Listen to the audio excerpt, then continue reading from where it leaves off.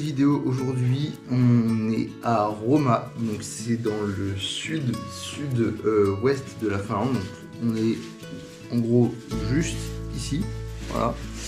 Et donc on a bien avancé, on a beaucoup traversé la Finlande très rapidement. On a fait Utsujoki tout en haut, puis on a fait Inari, après on est descendu à Rovaniemi. Et là on est descendu à Roma, donc hier j'ai pas filmé parce qu'on a eu 10 heures de route, donc c'était pas intéressant, juste très long. J'ai fait des petits plans à la limite si vous voulez les voir sur TikTok ou sur Insta de vidéos des forêts finlandaises dans lesquelles on est passé en train. C'était très sympa parce que c'était tout d'un blanc immaculé de neige, je vais y arriver.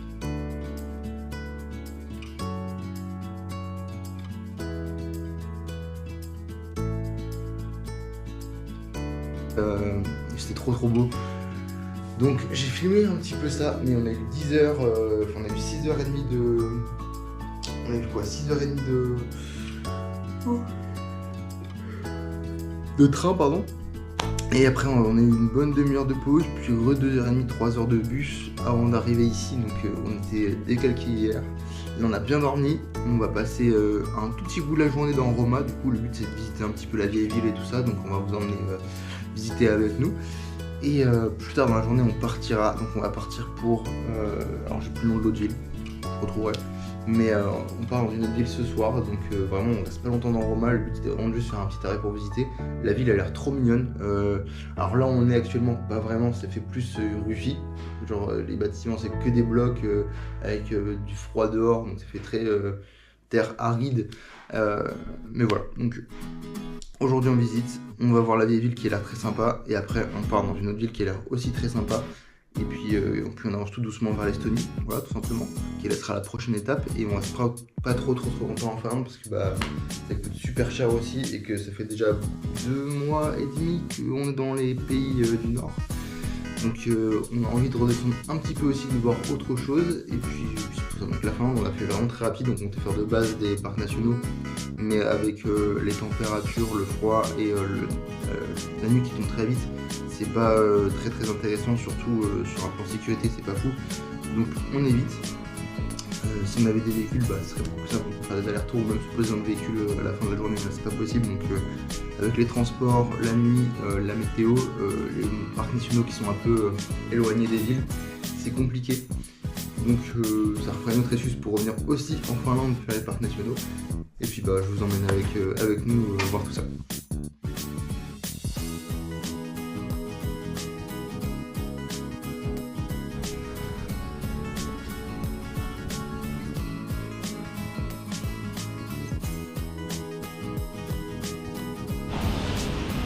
Donc là on est devant le musée maritime de Roma. C'est un très beau bâtiment. On va pas faire le musée, mais c'est un très beau bâtiment qui dénote un petit peu de ce qu'il y a autour, parce que comme vous pouvez le voir c'est vraiment que des bâtiments un peu comme dans les cités en France. Donc ça fait comme je dis très réussi, hein, c'est très basique, mais ça doit être des bâtiments qui tiennent bien le froid, je pense que c'est pour ça. Mais voilà, donc celui-là il sortait un peu du décor. Très sympa. Mais c'est vrai que tous les bâtiments ici font un peu terne pour l'instant. Je pense que dans la vieille ville ce sera différent, mais là pour le coup ça fait très bâtiment récent et pas très chaleureux quoi. Un autre truc un peu spécial, c'est de se dire que bon, on n'est pas si loin que ça de la frontière avec la Russie, et je sais plus si la Suède et la Finlande ou l'Estonie et la Lituanie. Je crois que c'est les 4, ouais. Ils se sont, ils disaient à la population de se préparer à une possible guerre avec l'Ukraine, quoi. Et donc, avec la Russie, pardon. Je suis perdu. Avec la Russie, merci. Et c'est assez perturbant de se dire qu'on est dans un pays qui pourrait être en guerre dans les prochaines semaines, voire les prochains mois, et de se dire que ce serait totalement différent. Donc là, bon, on essaie de passer assez vite dans ces pays là pour pas trop s'attarder et être possiblement bloqué, mais c'est la vidéo de Cyril MP4 si vous regardez un petit peu, où il avait fait une vidéo, il était en Russie, et c'est à ce moment là qu'a commencé le conflit entre la Russie et l'Ukraine, et du coup il s'est retrouvé bloqué dans le pays, c'était une vraie galère pour rentrer, et il disait que heureusement il avait les moyens pour rentrer, donc ça allait, mais pour les personnes qui travaillent ou qui sont en études, ça peut être compliqué. Et on se dit la même chose pour nous, on a de la chance pour d'avoir un petit peu d'argent pour pouvoir rentrer si besoin en cas d'extrême urgence. Mais c'est vrai que pour les personnes qui vivent ici et qui c'est un peu leur quotidien, qui n'ont pas forcément de sous de côté pour se déplacer, ça peut être vraiment compliqué pour partir si y a un conflit qui commençait quoi. C'est dommage, c'est un peu horrible. Mais voilà, donc ça fait très très bizarre, c'est un peu spécial comme sentiment.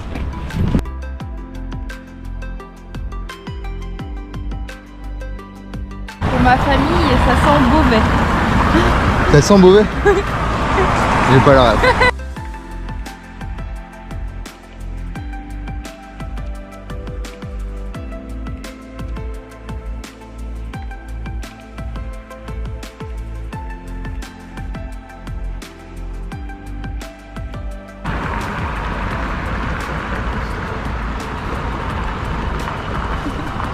C'est génial. C'est trop cool. Le gars il pilote un RCXD pour se balader dans la ville.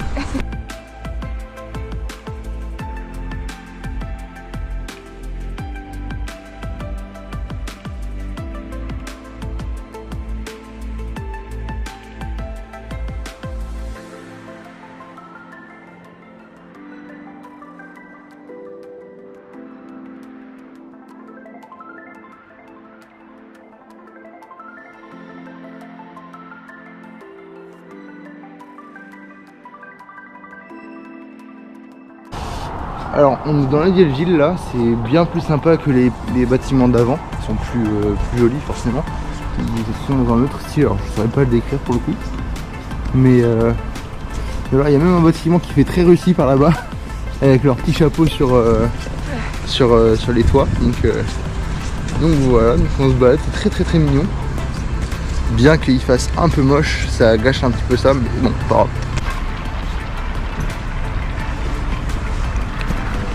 Ça c'était une statue avec elle, on s'est fait berner, on pensait que c'était une vraie personne de loin.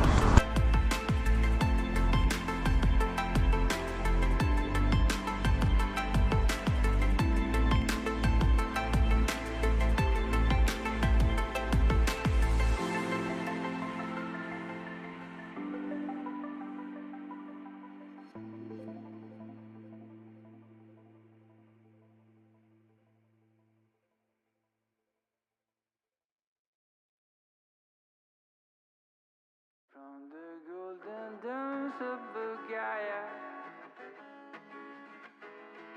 I'll be following you for the ride.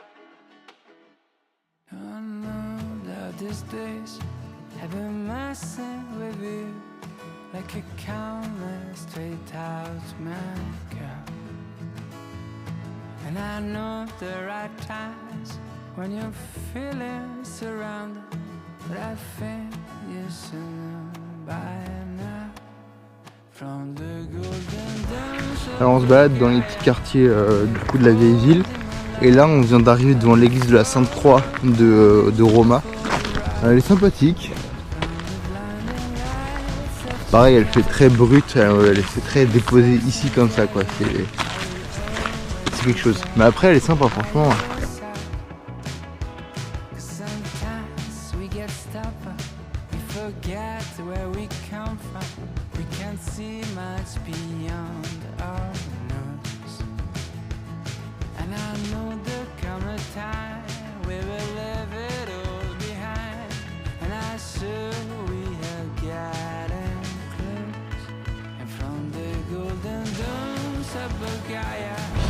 Alors on se retrouve devant l'hôtel de ville avec Ella et il est très sympa, je vais faire des petits plans de celui-là.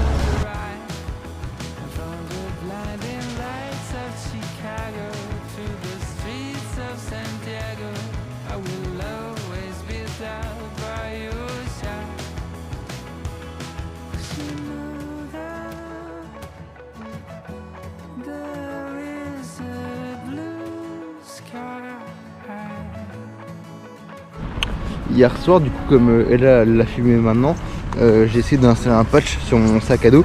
Alors je sais pas si c'est le tissu du sac à dos ou si c'est le patch qui était mauvais ou si c'est nous qui étions mauvais. On a galéré à le faire tenir. Enfin, il a collé les trois quarts et il y a deux coins où ça tient pas trop. Donc là le but c'est de trouver du fil à coudre pour avoir un peu de fil à coudre et le coudre sur mon sac à dos. Et c'est l'emblème du coup du village dans lequel on était, donc le village Sami Yoki. Donc très très sympa, je l'avais pris, je me suis dit que ça ferait un bon souvenir. Voilà. Donc objectif, trouver un petit fil à coudre pour accrocher ces patchs sur le sac à dos. Bon, après un travail acharné de la part de Ella, j'ai enfin mon patch qui tient bien. Il a été cousu entièrement. Bah merci à toi. Et puis c'est trop cool. Donc prochaine fois j'achèterai des patchs en souvenir des pays plus que des rubans. Parce que j'en avais acheté pas mal des rubans aussi. Là j'avais les Sami. Là j'ai la Suède, la Finlande, la Norvège ici. J'avais quoi d'autre? Et ça c'est le cercle arctique que j'ai passé aussi. Donc pas mal de souvenirs des pays déjà qu'on a fait. J'ai le Danemark, je l'ai en pièces ici. Et Utsjoki, pardon, c'était le village des Sami en Finlande dans lequel on est arrivé. Là où on a vu notre dernière aurore boréale, donc c'est un bon souvenir quoi. Donc là on est dans l'église de la Sainte-Croix qu'on n'a pas pu visiter tout à l'heure parce qu'elle a été fermée, mais là elle est ouverte pendant quelques heures, donc on va pouvoir la visiter. Et c'est drôle parce que toutes les églises depuis le début, depuis le Danemark, ils ont tous des bateaux dans leurs églises. Alors je sais pas à quoi ça correspond exactement, il faudrait qu'on regarde. Je pense que c'est peut-être pour porter bonne chance aux marins, j'en ai aucune idée. Peut-être que c'est ça, peut-être que c'est pas du tout ça. Il faudra qu'on regarde et on vous redira ça.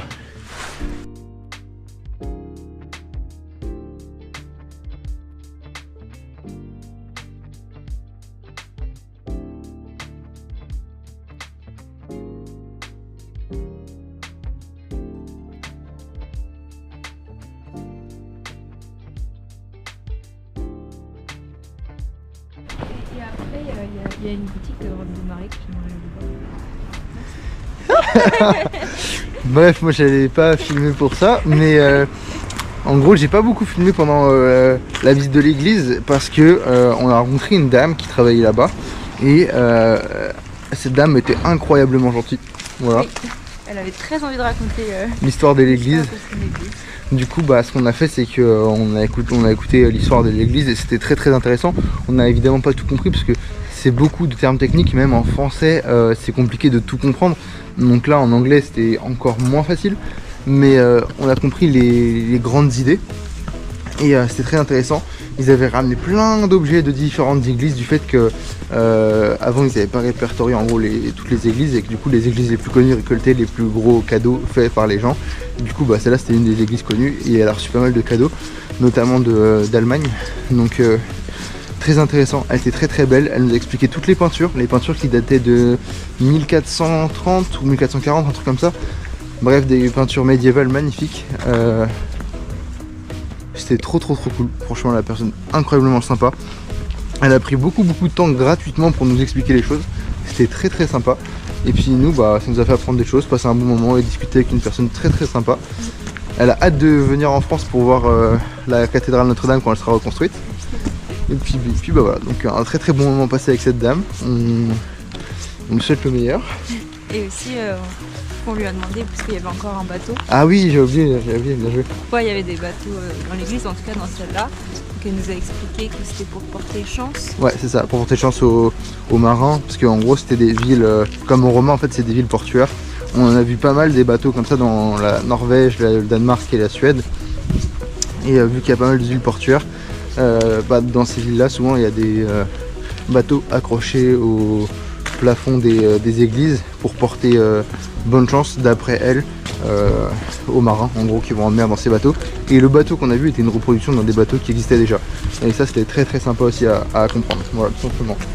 Donc une très bonne expérience.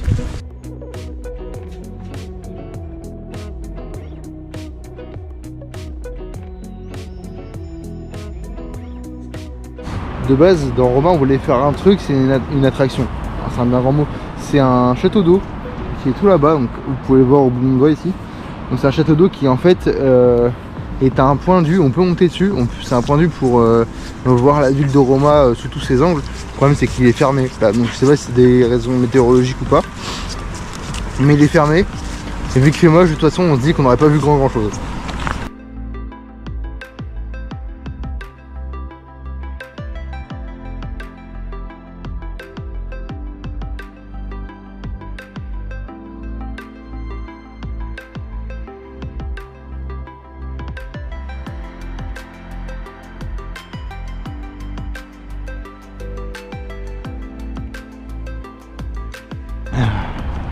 Alors, on n'est plus du tout à Roma.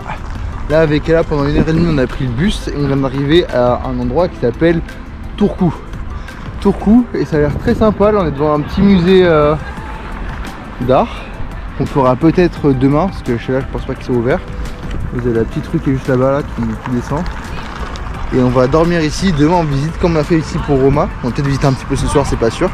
Et puis voilà, donc petit arrêt à Turku avant la prochaine ville. Et ça a l'air très très sympa, très mignon, donc on va pouvoir visiter tout ça. Ça a l'air même plus sympa que Roma pour la ville.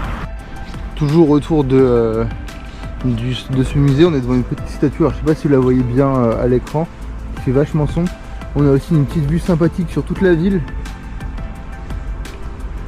Donc peut-être qu'on reviendra ici demain pour avoir un petit visuel panoramique, mais très très très sympa. Franchement, ça va être une ville différente encore de ce qu'on a déjà vu.